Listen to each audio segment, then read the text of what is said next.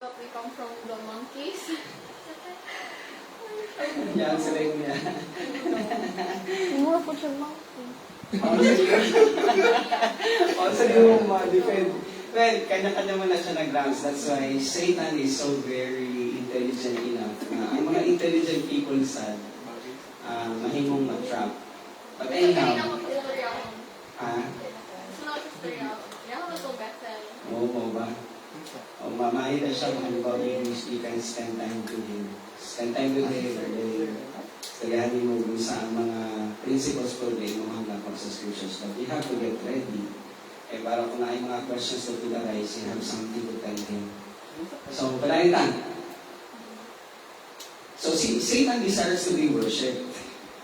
Gusto niya, nasaktan na nato siya, nasa Ezekiel chapter 28, bilay daw ni Prophet Ezekiel, kung sa ginang desire. And actually, Ezekiel wrote sometime in 500 BC. So sa mga tanaw natin is actually the background regarding doon dito kay Melchizedek. In Genesis chapter 14, verse 18, here's actually the narrative. And Melchizedek, king of Salem, brought out bread and wine. And during the time, Melchizedek was the high priest of God the Most High. This is to say, this king is actually a believer of God. And then verse 19, he blessed him and said, he blessed niya si Abraham. Blessed be Abraham by God the Most High, possessor of heaven and earth. They just take that in thought. Tutangin sa inyo ang thought sa kanang di-highlight na yellow. God the Most High, who is possessor of heaven and earth.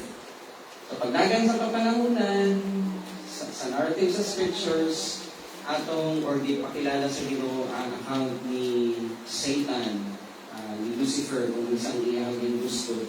So kung go back ka sa pagsulat ni Isaiah, dito sa Isaiah chapter 14, so the title, God the Most High, o ginigil ka, asam-asam ni Satan ba? That's actually the most coveted by Satan. Katong title na God the Most High, who is the possessor of heaven and earth. So, sa beauty ni Satan, sa iyang high IQ, sa iyang superlative na adjective mo i-ascribe sa iyang, hindi mo siyang tunghang, hindi mo siyang arrogant. No? That's why he coveted the desire niya katong Most High. So, tanong nga ang narrative ni Isaiah. Yung ni Isaiah, balikan natin chapter 14, verse 12, and then following verses. Verse 12 niya, how you are fallen from heaven, O day star. Actually, sa King James Version, that's Lucifer. So, it's Lucifer, son of the dawn, how you are cut down to the ground, you who laid the nations low. Kaya naman, naa siya yung mga eyewitness, sa i-revisit para mapahin nato siya later kung saan iyang gusto regarding sa iyang counterfeit. Saan na pang isa ka cellphone natin? Pwede yung pangitaon ito. Kaya dito akong Bible. Habang kinapagkita niyo, magkalayan lang din. So, how you are fallen from heaven, O day star, son of the dawn, how you are cut down to the ground, you who laid the nations low. I think pag nasa bulsa sa pambag, dalang sa amin.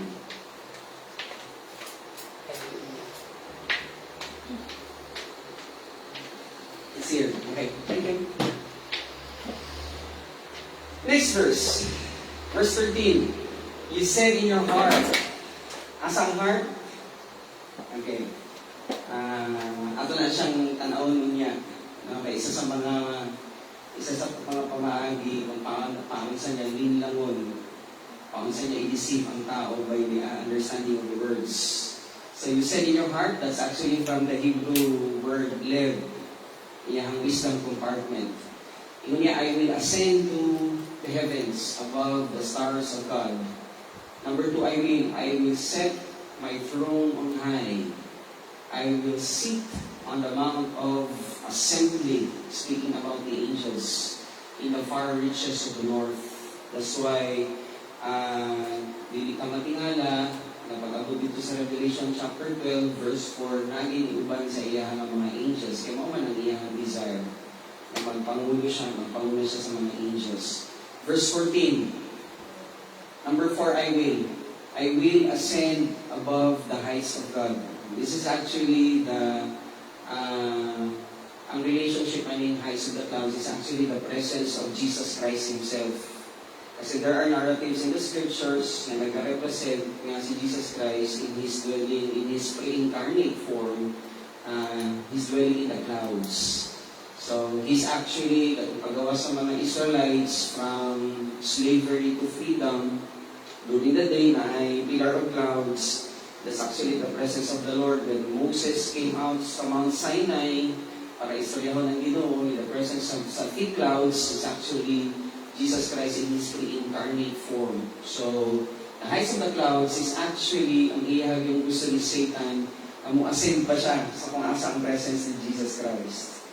And then yun niya, I will make myself like the Most High. Kaganina ako itong sa Genesis, ang kining Most High, nag-ascribe niya siya sa title sa Ginoo, who is the possessor of heaven and earth. Mo ginang iyang desire. And then we knew the story and after na niya gihimo nga objective, balikan nato ang angelic battle or ang prehistoric times sa panahon na iyahan ng gibutang sa iyahang nauna o sa iyahang kasing-kasing na hindi siya arugante. Itagaan pa siya sa Ginoo o actually, hindi lang si Satan, kundi ang uban ng mga nagkuyog na angel sa iya to come back sa Ginoo. Because our God whom we serve is a God of grace. Wala sa i-impose dahil sa Ginoo ang justisya. Probably 100 years, a million years, silent as scriptures. Ang ato lang nasabdan nga ang principle, God is always, iyahag yung grace always precedes judgments. Or judgment. Meaning, tagaan din sila o grasya na mabalik sa Ginoo, but we knew the story, ay dumilig din sila na mabalik sa Diyos. So, again, we knew the story, na one-third sa iyang mga angels ang follow din sa iyang, or one-third sa mga angels sa Ginoo ay follow kay Satan. That's why, ang lake of fire, after nag-reject nila ang kung sa man tong message of reconciliation na hingon ni Paul sa Hebrews chapter 2, verse 1 and 2, kung kinailihatag dito ng mensahe sa ilaha, nagdumilig si Satan together with his fallen angels, iyang mga kampon, nakita nila na or ang verdict ihatag sa Ginoo sa ilaha, they are actually going to the lake of fire. Whether they like it or not, today, nalakti ng ilahang volition. So wala naging pag-asa sa ilaha. Ang sa tao, hasta buhay pa, hanggang buhay pa ang tao, may chance pa. Pero pag namatay na ang tao, and then wala nagtuo sa gihimo ni Jesus Christ sa cross, na siya namatay, balik sa mga sala, siya nilubog, balik sa pinupadaw na banhaw, nagpakita siya sa mga apostoles, nagpakita siya sa mga kapinpinibus ka tao, and then usaka siya sa langit, nagsama sa langit si Ginoong Jesus. Mo gina siya actually ang reality, ang issue. Panahon na magtuo ang tao sa mga balita, magbuhi ang iyang human spirit, that's why naapay paglaom ang taong mabuhi. Pero pag namatay na, sa ato ang lesson, wala na siya paglaom. Let's proceed. So, since God is a spirit, patungod ato ni siyang sabdon, because God is a spirit, and thereby, sa panahon na nabuhi sa ng atong human spirit, we can worship the Lord. Inasabtan niya siya ni Satan, kung saan na ako ibon? Kung saan ako ibon ang tao?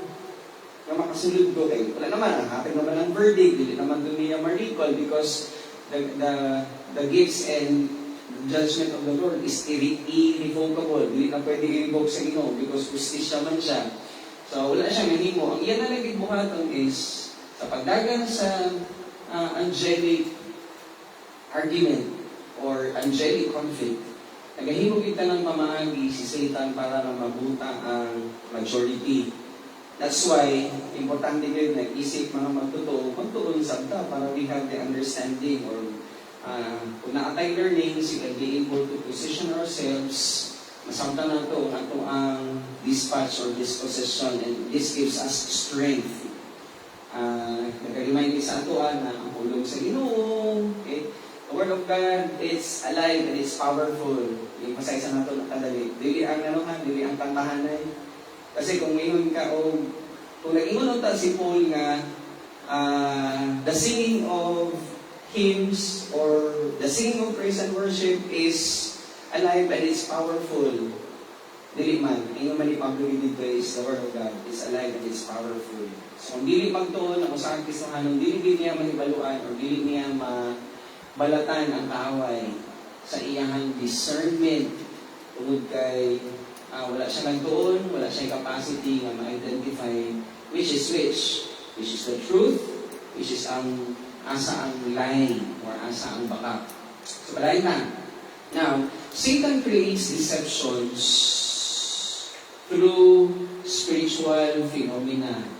So tungod kay ang Ginoong Spirit, gusto niya na i-relate po niya ang iyang mga pamahagi in spiritual terms. Ang tawag na spiritual phenomena and in His own terms. Problema lang kung wala na ito nasabtan o wala na ito na-identify kung saan ang mga pamahagi ni Satan. So, ang question is, pamunsa? Itong spiritual phenomena. Okay? Answer, emotional transference. Kasi, ang kung sabton nga, kining emotional transference, naghahatag ni siya o quick fix. Naghahatag siya o temporal na satisfaction, na ay happiness, na ay joy. Pagka masatisfy ang emotions, na ay instant gratification, kaysa iyahang, dili sa iyahan. Sa tao, part sa ato ang soul is our emotions, ug kabalo ang kaaway, o si Satan nga, because it's actually embedded in our soul, ang ihag yung punteriya is our emotions. Mo nang tinahanglan din nato sabton nga, sa iyang mga schemes, tungod kay nakasabot-sab siya na we have this body, and sa mga pagsulat sa or sa narrative sa scriptures, si Pablo iyang i-identify nga kining body na part na isang emotions na siya'y work sa iyang work, sa iyang bunga. Sexual immorality, impurity, sensuality, idolatry, sorcery, sometimes or somehow, kung na level of kinibang satisfaction na masaki ang tao sa iyong emotions by doing this, na siya'y instant gratification. O lang, later on, makita natin na siya na i-relate ni Satan ang iyang pamaagi sa mga counterfeit para makuha niya, malitag niya, matrap niya ang tao na blinded para mo-follow sa iyang scheme. So, na ay jealousy, part hapon sa work of the body. Na ay fits of anger, na ay rivalry, na ay division, na ay dissension, ay envy, drunkenness, okay, and then party, orgies. That's why, kung mahinumduman ninyo, ang statement ni Jesus Christ sa fool, sige, ito sa fool, sa enumeration, kung saan di mo na-mention ni Jesus Christ, sa story. The fool says in his heart, number 1, eat, drink, and happy. Because again, hindi na ito pwede i-negate na ang tao sa iyang existence na siya emotional compartment na somehow, kung mao niyang iyang absorption, ang iyang indulgence, pwede din na siya maghatag sa iyang o kining instant gratification na malipay ang iyang kalag. Pero sa ato, lahi ang ato ang understanding natin. Atong happiness is actually is when we understand the mind of Christ. So again, ang objective with Satan is this, emotional transference. Transference meaning process. So na-process inside of us na masaturate ang ato ang emotions nga mag-create o happiness, but only instant. Now, to realize this, Satan devised schemes to blind both the believers and unbelievers. Butangin nato din ha, believers and unbelievers. So pwede kita ihapon nga malitag, matrap ang believer sa scheme ni Satan. Kapag mo, unsan? Through ignorance. So, dili gid gusto ang kaaway, together with his kampon, nga mo hatag og time ang anak sa Ginoo. Ita, isip magtotoo. Dili gusto sa kaaway nga maglingkod ta og magtuon. Because, again, gusto din niya nga mahimong ignorante lamang ang usa ka tao.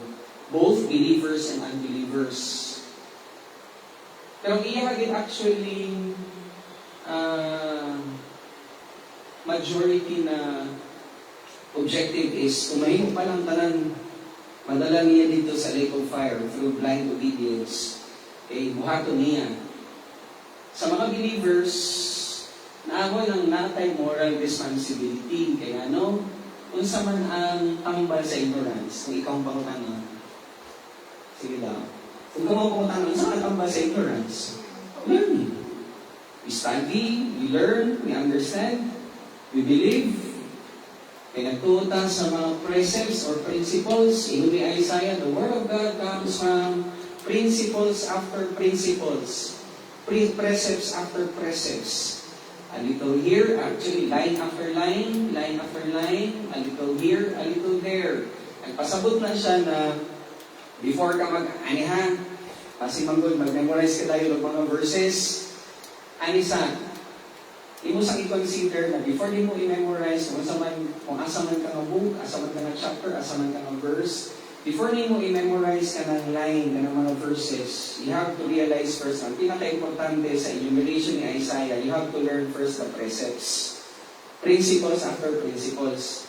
Kuhaon sa nimo, sa ginapasabot dito, kuhaon sa nimo kung unsa ang right word, unsa ang definition from the Hebrew text sa Old Testament, Greek sa New Testament, before ni mo i-memorize ang line after line.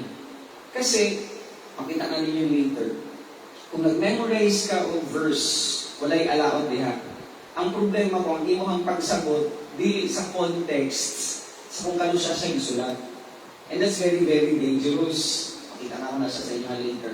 So again, ang counter sa ignorance, ang tambal sa pagka-ignorante is walay lain kundi ang pagtuon ragyod sa pulong sa Ginoo. Ang tanong ka, kapilaman sa usa ka semana, kausa, kagawa, katulo, should be daily.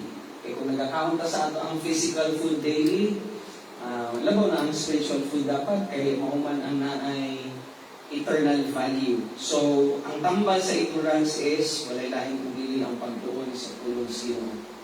Next, tungkol kay ang tambal sa ignorance is studying the Word, you have to realize also na naay reality versus validity. Naon natin siya. Tungkol kay, again, ang ato ang existence, kung pangutanon ka, asa makamusay sa reality or validity? Both. Atong pahawin siya na perspective. Reality actually, kung nakaka sa context sa learning, usually ang method of learning sa reality is, number one, rationalization. When you say rationalization, you get the hypothesis, what, how, when, okay? The W's, you get the W's, the why, the what, the when, the how. So, that's actually realization or rationalization pala. Okay? So, that's number one, rationalization. And then, number two, sa reality is gamit ang empiricism. When you say empiricism, you use your senses. Sa imo nakita, sa imo nasimutan, sa imo nalugan, sa imo natandog, sa imo natilawan. So, that's the boundary of the existence of men sa iyahang pag-learn sa concepts or kung sa man ang iyahang na-experience, kung sa man ang iyahang na-identify sa iyahang presence set up. So that's reality. Ang validity is actually faith. And faith means pistis in the Greek. Validity means pistis or doctrines. Simple as that. Okay? Para na ay unod ang iyong object sa imong gituuhan, para ligon ang imong gituuhan, dapat ibog yung tanawon sa ang validity from the context sa mind ni Jesus. When I say the mind of Jesus, namang niya kung up sa akong Bible, from Genesis to Revelation. So muli siya ang ato ang ginabunan, ang narrative na gilay down sa Ginoo sa una-una ni Kristo, the abundance of the mind of Christ na gilay down sa ato from the narrative of the scriptures. And that is actually validity. So in our standpoint today, makaisip ka, asang kamusay sa reality ba ko o sa validity? Sa ato yung hinumdumon, ngayon ni Pablo sa Romans chapter 14, I believe that's the second to the last verse, anything that does not comes out of faith is sin. Ano na ba? You go to Romans chapter 14. Para ma-identify. Second to the last verse though, so Romans chapter 14.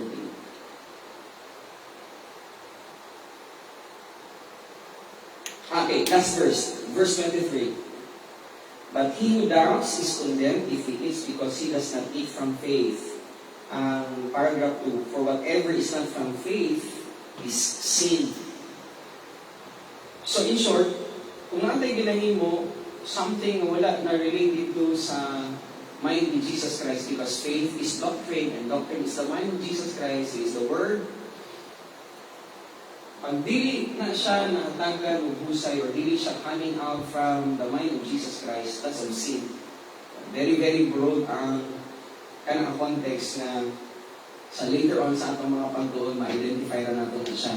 Basta, for now, ako lang na-istoryahan sa inyo na kung nakaginahin mo, na dili solid ang imong understanding, na back up siya sa mind of Jesus Christ, is sin. That's why it should be valid. Now, let's go to Ephesians kasi hindi na ako pahawon ng example. Isa sa mga lakang sa ginahimo ni Satan sa iyang mga schemes, ang paggamit ng mga words. So, go to Ephesians chapter 1, mag-start ko sa verse 15. You just follow me silently. Yung sa pagsulat ni Pablo, yung niya, therefore, and then tutukin niyo ang verse 18. Kamusahan ako. Therefore, I also, after I heard of your faith, this is again, hindi siya pagtuo, kundi pistis, your doctrines in the Lord Jesus and your love. Love here is actually agape.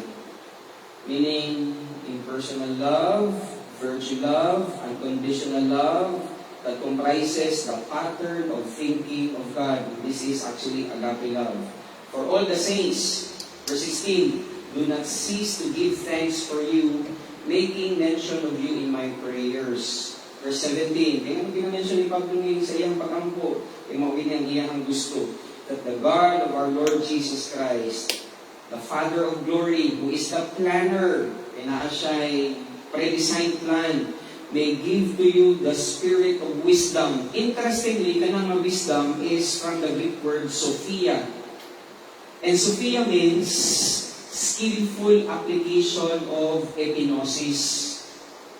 Try to read more. Okay, pagkamba niya, that the God, the Father of glory, may give to you the spirit of Sophia, skillful application of wisdom. That's Sophia. And then revelation in the knowledge. Knowledge, there is not actually gnosis. Kasi gnosis, when you speak of gnosis, it's just general information. Knowledge here is actually epinosis. Meaning, full knowledge na siya. Nabutang na sa ato ang conscience, nabutang na sa ato ang mentality, nag-decide na siya sa atong subconscious mind, na siya sa ato ang conscience, na pag i-testa, pag atong i-apply is ang atong mind ni Jesus Christ, ang tawag sa application is Sophia. So does that mean na knowledge sa Bible is kanang Dapat makategorize siya. gnosis? Gnosis, Kaya di ba, mind. Epinosis, that's actually category 1 of wisdom. Ang content ana naa sa imuhang conscience na, nag-decide na sa imong conscience ba ang mind ni Jesus.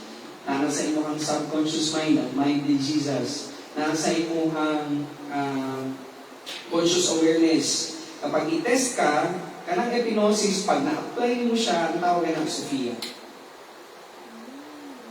Skillful application of the epinosis. is that every time when we see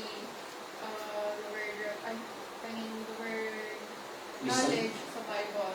Dapat tanawin mo siya, is. Dapat tanawin mo siya sa Greek language. You go to 2 Peter, chapter 3, verse 18. Kung wala kay Greek language, pangutanong ka, unsa na siya? Gnosis or epinosis? Sige daw. 2 Peter, chapter 3, verse 18. Sa inyo Peter. But you grow Grow in grace. and in, kung ikaw pangutanong, wala yung kopyahan na sa Greek, unsa na siya? Gnosis or epinosis? Sige daw. Grow in grace and knowledge. Epinosis. No. That's gnosis. Tanaw kay strong. Tanaw kay stabilite. So you have to grow, pag ingon ni Peter, you have to grow in grace and in the knowledge. Pag ingon niya nga gnosis, you get all the information, pero dili pa na siya nahimong epinosis, Eunice. Ang imong responsibility is i-process. You have to process the information that you get from the Word, from the pastor teacher, nga nagatudlo, di sa mga imong ginapaminawan. Pero ang pastor teacher is not the authority. He is just used by the Lord sa process, kasi naamag na siya stages. Dili pa na ko na siya ma-open sa inyong hatunay kung kay pinakreate pa lang nato ang grounds. Pero later on, sa ato ang mga pagtuon, kung kailangan pa sa Ginoo pagtuon, ato na siyang i-assess ang mga stages. There are 4 stages in getting the Sophia. So, pag ni Peter, you grow in grace. From common grace to ultra surpassing grace. Kasi naman yung category ko yung grasya. Okay? And of the knowledge, you just get the information. How much of the information? Tagaan ka may example. Kung mag-istorya ta o kanang gold, para makuha nila ang 7 grams na gold, kinahanglan nila ang truckload nga graba para ilang i-process. Ilang usually sa kadang truck, pa isa nagduha kadang truck pa ilang ibutan sa ball mill para mailahan, galinon, lugoon, just to get the 7 grams of gold. And that's the point. Pag ingon ni Peter, you have to grow in grace and in the knowledge. Kung 1 hour ka lang naghahatag ng panahon mo sa pag-sit down and study the Word, wow, pila lang tayo mo makuha dito nga epinosis o Sophia. Kasi 0.005 grams. Let's say it's very, very imperative that we need to study. So, palayan na. Ano ko sa verse 18? Isa ang may ESV. You go to ESV. Kasi nindot ang sa New King James, nindot ang King James, pero ang sa ESV, ang kinipag mga transliterations, mauning ang dangerous somehow. Verse 18, having the eyes of your hearts enlightened, that you may know what is the hope to which He has called you, what are the riches of His glorious inheritance in the saints. Magpadayan na lang ko sa verse 19. And what is the immeasurable greatness of His power toward us who believe, according to the working of His great might. Now, Satan, di ba kaganina, he attacks our ignorance or the ignorance of people. In Ephesians chapter 1 verse 18, naman usang keyword, kanang word nga heart. Majority in Christendom today, kung pangutanon mo sila, asa man ang heart? Kasi yung pagpangalagad. What? Kung dili magtuon, ang usa ka magtutuon nga ang kanang heart is actually the compartment kung asa niya gitago ang iyang wisdom. So this is the mind, this is the heart, this is where epinosis ang reservoir sa wisdom, epinosis. Okay? Huwag na siya actually ang pagpasabutin ha. Ang kanang heart, it should be contextualized and clearly understood nga part na siya sa ato ang thinking process or dispatch sa ato ang wisdom. The majority sa Christians today na-track tungod kay para nila ang kanang heart, emotional, okay? Emotional upliftment sa ilang worship sa Ginoo. So ay kabalo si Satan na part sa atong existence is ang emotions, dito niya ipasulod ang mga counterfeit. Now, he has to target the understanding of man that heart means the center seat of emotions. Mo nang pag nag-praise and worship, talaga lang. Buckets of tears had been shed. Grabe kitang pag-praise and worship to the extent pa, musaka na sa pader, musaka na sa kung asa man nga poste sa kaon. Para lang na tungod kay pakita man niya ang iyahag yung pagsimba, kaya bang gablit ang iyang heart sa pag-express sa iyang emotions kay para niya mauto ang pinakatugatog sa iyang pag-worship. Pero wala ka balo na ilad di ay. Tungod kay mali ang definition sa word na heart. So heart means the center seat of emotions para kay Satan. Pero sa ako nga nagtuon, the heart is just actually the compartment wherein we put the wisdom or the epignosis that we had learned as we process the mind of Jesus Christ. So he has to devise counterfeits. Kung devise na siya mga counterfeit, gusto mo niya ang counterfeit? Number one. What I mean? Number one. Counterfeit na ministers. Kabalo ba mo nga ay mga pastors karon, reality siya. But before siya mag-preach, mag-practice siya 1 hour sa CR, yung projection sa boses, kung sa niya tapos kung itong mga... Doon sa pagkurat kasi. Tapos sa pagkurat, amagin ka. Kung hindi niya mga membro, tingnan naman, you have to realize and understand why this one will be erased. Alcohol. Sige lang muna na.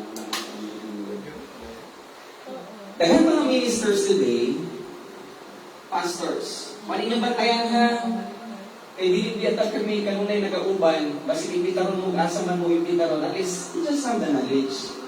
Na ay mga pastor karon nga, ang iyang the exercise is homiletics. Ano sa mga homiletics? Art of preaching. Asa ang mga diin, tama to, Jane? Asa siya mamurat? Action ka lang, pastor, naggugulat ka. Kaya ka pamalikas. Sama ka. Ay! So the act of preaching, that's homiletics. Iyahang ginatanaw ang iyahang pagalingon sa amin, sa itsura, sa panahon na iyang i-deliver ang iyahang speech, ugma. Iyahang preaching. So that's actually the art of preaching. Iyahang sermon. That's homiletics. Pero kita, sa atong pagtuon, we are hermeneutics. Nagatunta hermeneutics. We get the information from the context of Dice method. Di ba? Remember? Kasi siya kasi ginagawa sa props. Ano sa da? May props? May props. Sige. Kaya talikos pa siya sa kadina. This is the pattern. Tanan nga iyahang pwede na gamiton na props para na ma-ignite lang ang iyahang mga listeners. But you know what? You go to 2 Corinthians, chapter 11. Mga pastors na nagagamit ko kanang ilang mga example. Nindot man na yung mga visual Mga aids. visual aids. Pero ginakonect nila Sa lesson. That's why, importante ang hermeneutics. I-connect niya sa history. Ano nagdala siya ito mga props? I-connect niya sa iyang lesson nga in time past, usually pag mag-history na siya sa culture, pag mag-history na siya dito regarding sa customary practice, tapos i-relate sa spiritual understanding, okay na siya. Pero kung ang iyahang dito lang is maayong iyahang deliver, bago iyang boses, i-project niya ang ani, ups and down, na din katulog ang iyahang mga sumintig paminaw, maghimog isip ka ng pamaagi. Para nga mahimo siyang bihasa sa iyahang speech. Mura na siya curator. But you have to realize and understand, Paul was not a good speaker. You go to 2 Corinthians, chapter 11. I believe that's verse 6. Motivation ng kasal sa ban pastor kita. Inis-is mo din na siya karong nagapangitabo. Hindi sila gusto nga ka ng mas masikitan ako ang listeners o Yes. Because in the latter times, ang mga tao will just listen kung gusto na makatikas sa ilang ears. Hindi sila gusto ng solid truth. But let's go to Paul. 2 Corinthians chapter 11, verse 6. And skilled in speaking. In short, dili siya maayong ma-preacher. Kaya wala siya nag-practice sa yung art of speaking. Pero sa inyo niya, I am not so in knowledge. Indeed, in every way, we have made this plain to you in all things. Meaning, Paul has plenty of information to share. Kasi you have to realize and understand kaya kung iyang travel lang sa Ephesians, pakabot niya sa Ephesus. Almost 2 years, actually 2 years ang i-identify dito in Acts chapter 19, verse 10, verse 8, 9, and 10. 2 years, tuon sila kay Pablo.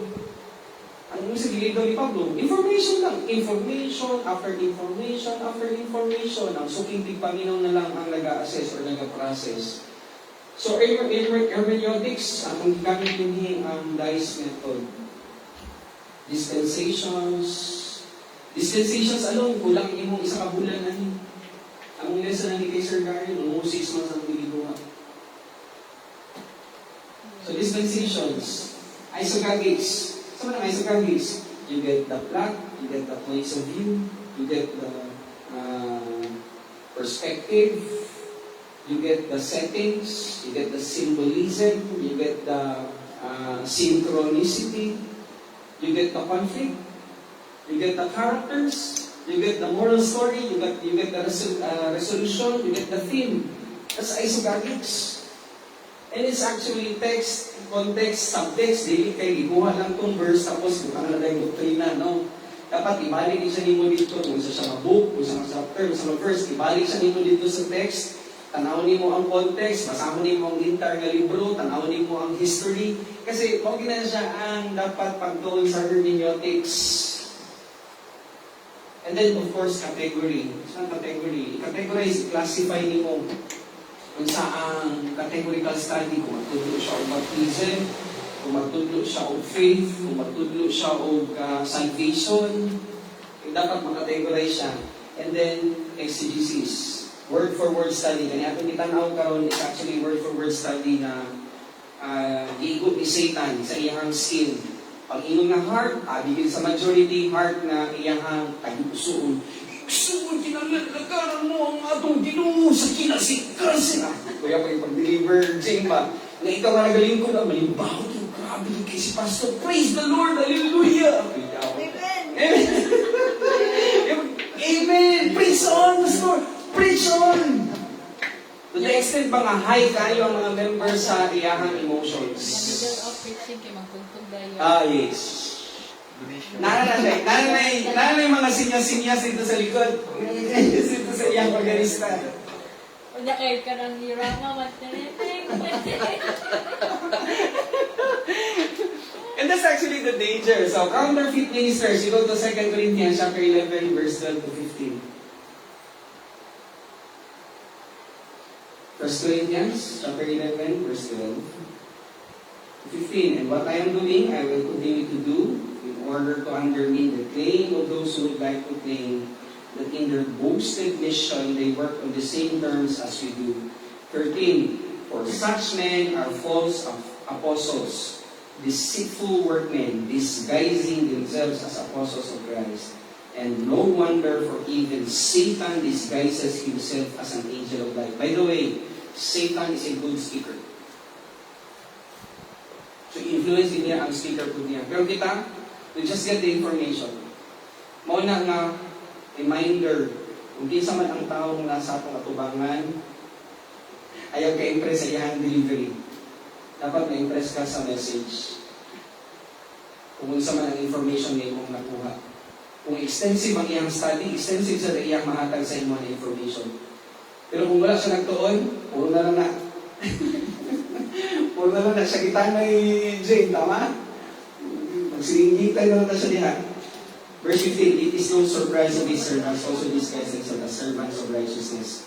Their end will correspond to their deeds. So na siya yung mga counterfeit ministers. Kasi pag naano siya yung book, especially ka itong mga good speaker, public speaker, pag naano siya makuha na, sigurado ang mga membro, Mag-praise the Lord, hallelujah, gina siya, simbahon na ang pastor. Dito kung simba, kay gwapo dito, kay mahal kayo mag-praise ng pastor dito.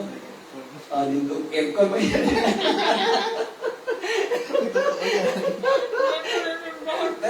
Si Alvin, dito ba?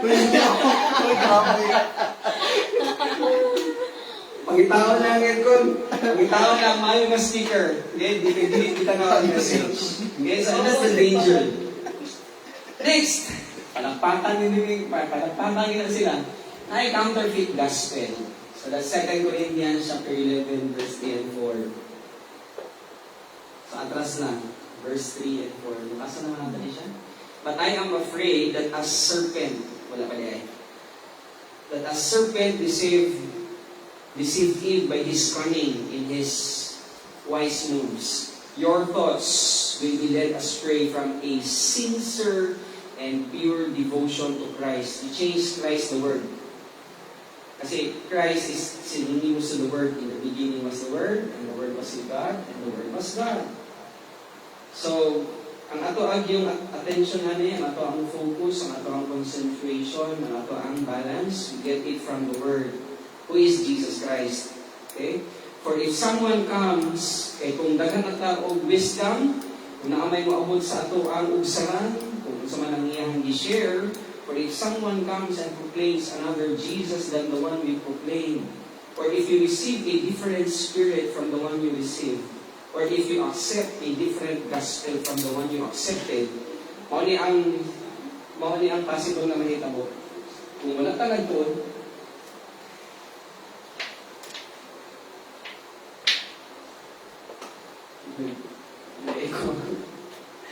kung wala talag doon, pwede di kayo nga atong kuhaon ng iyahang discourse. And that's very, very dangerous. Pero kung nagtuon ta, we can already spot kung saan baka ma-identify dahil na to. So just passion for that. Manang importante din na magtuon, and may you get your groundings kay Jesus Christ, at dili sa kung kakinsa na tao. Isang pag-angel na siya. Okay? Next, natin siya counterfeit doctrines. 1 Timothy, go to 1 Timothy, chapter 4, verse 1. Now the Spirit expressly says that in later times, some will depart from faith. Okay? Pagtulunan niya siya, this is pistis or doctrines, by devoting themselves to deceitful spirits and teachings of demons. Kung dili siya ma-relate sa dice, dispensations, isogetics, categories, exegesis, pwede kain niya siya i-erase sa perspective sa usa ka believer. Ang tipulin, that's entertainment.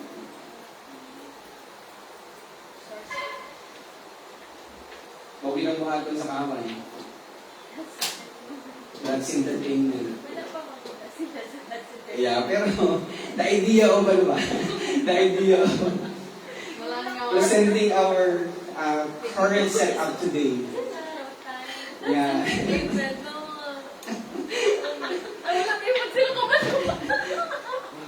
Sama ko ng panahon, that's entertainment. Pero it's actually the reality what's happening right now.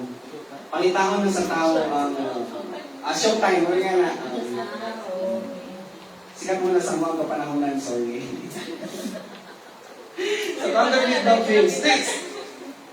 There's also this counterfeit communion table. Okay? So many communion table.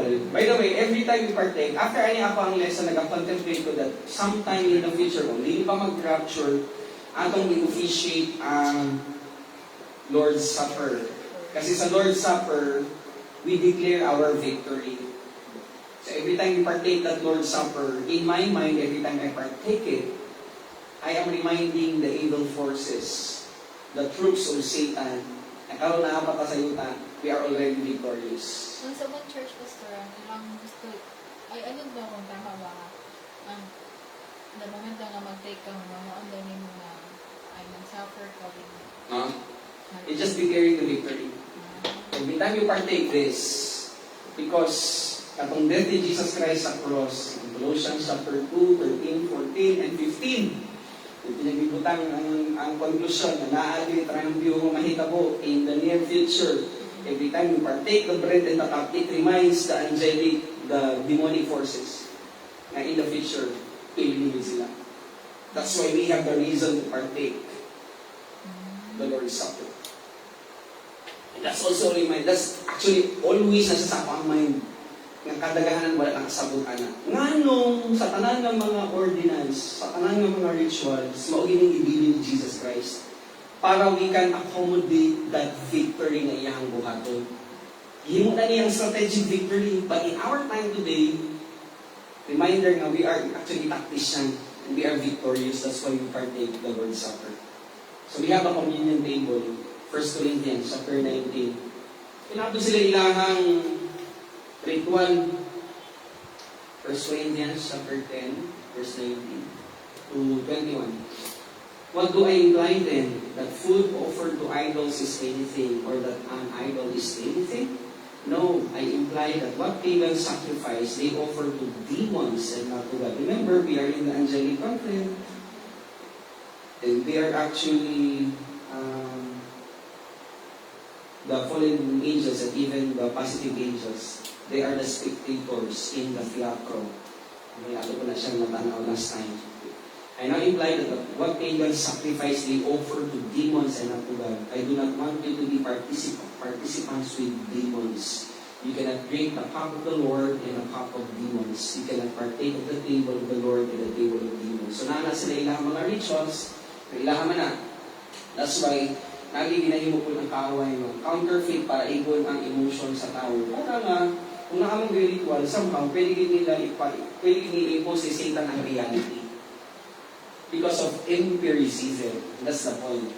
Next, counterfeit spirituality. Sama na siya. Galatians chapter 3. Galatians chapter 3, verse 2. Tapuso na lang ko niya. Okay. Counterfeit spirituality, Galatians chapter 3, verse 2 to 3. Let me ask you only this. Did you receive the Spirit by the words of the law or by hearing with faith? Are you so foolish? Having begun by the Spirit, are you now being perfected by the flesh? Ang historical background ko galing book sa Galatians, ang first journey ni Paul, kauban si Barnabas, pag-abot nila dito sa Galacia, nagtundo nila dito ang regarding sa gihimo ni Jesus Christ sa cross, that He died, He was buried, resurrected from the grave, and then pagkahuman nga iya hatong di-traverse ang sa Pisidia, going to the Asia Minor, abot sila sa Lystra, sa Iconium, and then pagbalik nila sa Syria, sa Antioch, nagsunod sila, nag-follow, ang kakanyang bibisitahan na lugar ba?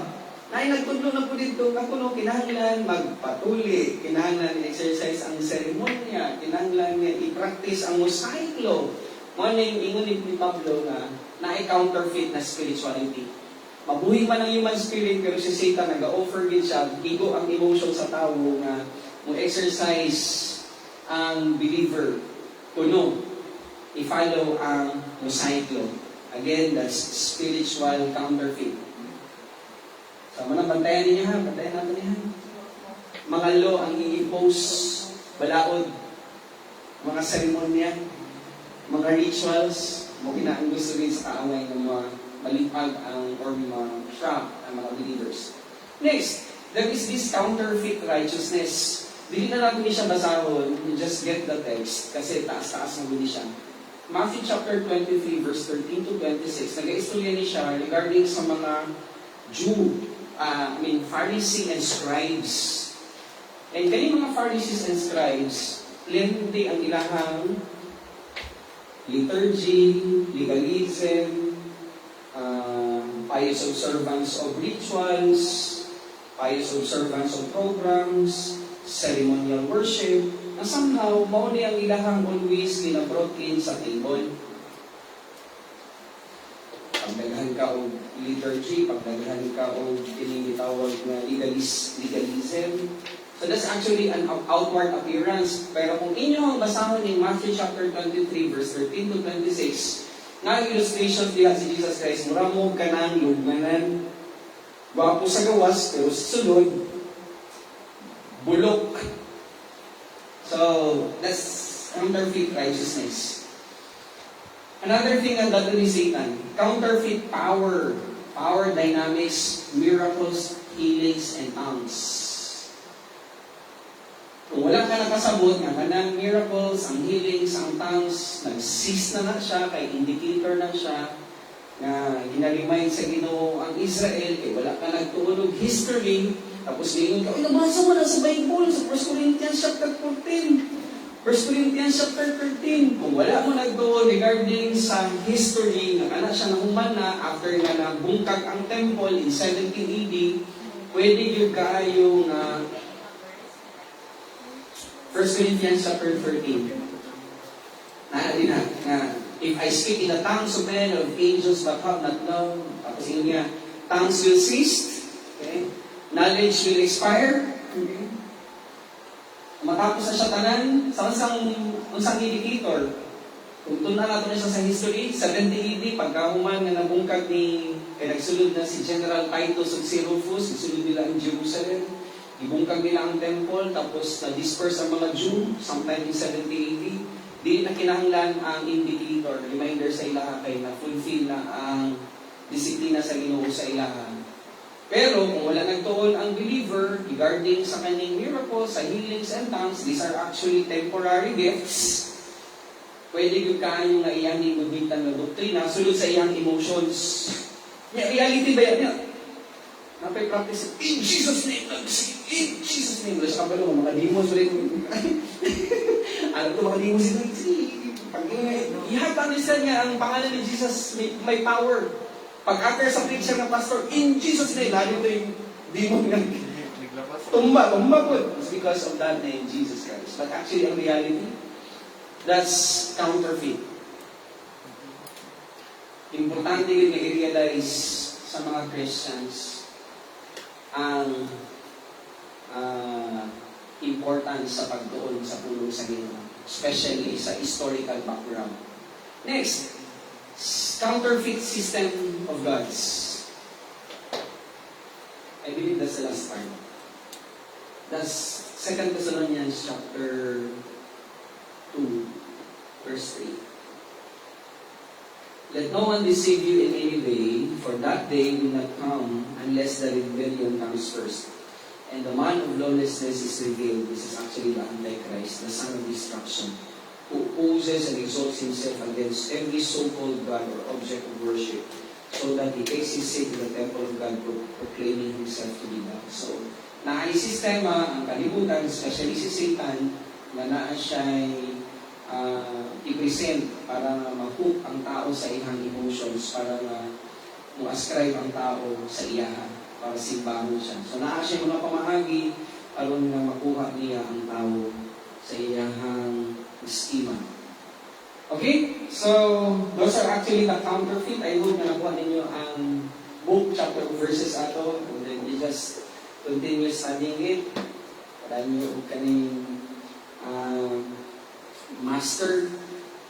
Importante nga ang kaaway, gusto din niya nga ang reality sa tao, kaya na ang sa iyang emotions, mahimong ma-realize sa iyang pagsinalayo sa iyang kinabuhi. Pero sa ato kaya nagatuon ta, ang gusto din sa Ginoo, we validate it in the scriptures. So, reality or validity, asa man mo? Validity. We get it from faith. Okay? Para somehow kasabot ta kung saan nato pag-posisyon nato ang kagalingon, importante yun nga naatay pagtulungan. Nag-i-process nato sa ato ang mind, ang nga mahigop siya na epinosis, and of course, Sophia. Question so far? Mag-ensa ka ha? Dapat small letter God, letter G na. Dili capital letter. Sorry. Small letter dapat ng gods. Counterfeit system of gods. Yes, Ate. Yes. Kung sa kaibahan sa kung sa kaibahan sa spirit, soul, and then ang spirit ba sa Ginoo lang siya? No, I spirits of the world because Paul had to say that I spirits. You don't get the spirit from the world. So what's their difference? The spirit is actually ang sama-kasama yung mga elements na sila called to be entities also. Ang difference sa soul is that ang soul, i-identify mo, you have conscience, walang soul. ay conscious, ay Spirit subconscious. pala yan. I believe nakapon sila. Nakapon sila. Wala lang sila Di iba. ba namatay spirit, like human spirit? Ang believer. Oo. Yes. But it comes from the Lord. It doesn't come from Satan and his system of, influence sa ato ang body isa. So, ang believer na siya ay Body, na siya soul, na siya human spirit. and Indwelt by God the Holy Spirit.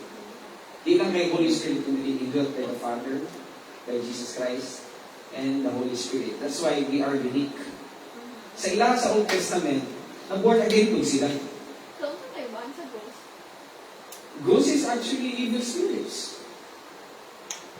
Pero hindi yung Holy Holy Ghost, Ghost. di ba? Ha? Wala sila tao. Yes, mga fallen angels. I mean. Diba? Fallen angels. Ghosts are actually fallen angels. Di ba nasa yung soul?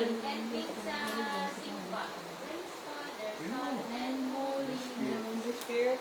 Ang sabi daw sa doxology, Oo. ang ghost. Mali na siya. Actually, Holy depende kung asa mo siya tanawin kasi i-transform nila or i-transliterate nila ang ghost. Ang ghost which is bad, phantom. Kung dapat ghost nga, I forget the word. Dapat supposedly luma. The Holy Spirit. Sometimes magod ang transliteration is, I believe that's actually Is it the same? subject ng kinahanglan thorough discussion. Kasi, naay transliteration sa Greek na di lang kay phantom, kundi Holy Ghost. That's the Holy Spirit. Pero we don't have the ample of time to sit down and investigate right now. Pero ihatag na ko na sa inyo na pag-investigate. Tanawag ko ninyo ang ghost sa Greek na a good side of it and then naapoy bad side of it. Pero ang perfect ito para wala yung area of discussion should be luma, spirit. Praise God from blessings flow, praise Him on here below, praise Him above. Praise Father, Son, and Holy Spirit. Dapat. Hindi na ako na mag-live. And that's actually the difficult part of it. Hindi siya mag-rhyme. Sige na lang. Para maano ang ibang vivid ang pag-present sa idea. So kung ako pumatanon, gawa ko yung yung Holy Spirit. Pero ibilin ako na sa inyo ang pag-study ng word ng ghost. Okay? Kaya, kung phantom siya, yes, that's evil spirit. Kinamay ko yung ghost sa Greek na identifies the good part of it. But anyhow, atong time, it's 8:15. Salamat kayo sa inyo ang time, sa inyo ang sakripisyo to travel, just to be here and have this quick time together. Thursday, yes, magkita ka Thursday, namin isang Thursday. So, balik tayo hapon, padayon na tato ang learnings. Hope na kini siya nakatag og gatapang sa ato ang pagtuon regarding sa angelic conflict. We are still in the topic sa angelic warfare na dumagan nato ang kahibagong. Close tayo for the prayer, Father God. Thank you kaayo sa padayon na kaikag, desire, zeal, passion sa imong mga kanakan. Di lang sa mga naninig, kundi ang the other side of this broadcast. Secret on how we are going to reach the stage of maturity. Actually, wala laing kundi ang sekreto lamang sa pagkaon, pag-inom, constant eating and drinking of the word, exercising the protocol plan of God, and to be clean. We have to know that our old man has been crucified with Jesus Christ. Retroactively, we have to reconsider that our old man is really dead unto sin. Hindi na siya operative. And we have to reckon that we are now alive in Christ. Therefore, we have to reckon that we have to use this instrument of our body, yielded to God, the Holy Spirit, in His leading ministry in us. Ayun lamang kini siya na reality if we always validate what we get from the words to the scriptures by way of understanding dispensations, isogamics, categories of truth, and then word-for-word study or exegesis. So it's not about homiletics, but it's about hermeneutics. So, salamat kay Ginoo sa giset ng example ni Paul. Could be ang speaker, dili maayo mag-istorya, pero somehow, even Paul is not actually a master speaker, but he has plenty of information that he gives out in the table dito sa panahon na nag-istorya sa mga believers of Corinth. Salamat kay Ginoo sa tapos ang mapagtuon, and as we partake the provision that is set before us, may you continue to sanctify the food and can give nourishment sa mga physical na lawas. Salamat kay Ginoo sa inyong pagkamuma, pagpalangga sa matag-usa, sa grasya, sa abundance sa kaluoy, o sa inyong pagkamatuto. Balik kaya sa inyong tanan, pagpasalamat. In Christ's name we pray. Amen. Ngayong gabi, good evening. Salamat sa inyo nga sa pikas ngayon, nag-follow sa amuang broadcast. Thank you. What is Chris?